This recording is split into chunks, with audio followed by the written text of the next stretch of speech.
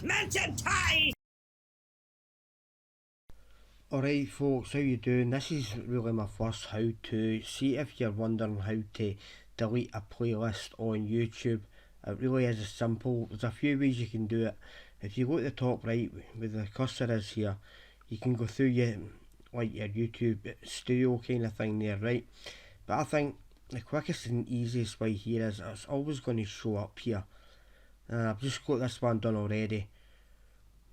Simply all you do is, right, and when you get the wee arrow there and you'll get the three dots here, delete playlist, and that's you done. Folks, if there's anything else I could maybe help you with, please don't hesitate in leaving a wee comment and that, and if there's anything that I can help you with, I certainly will try my best.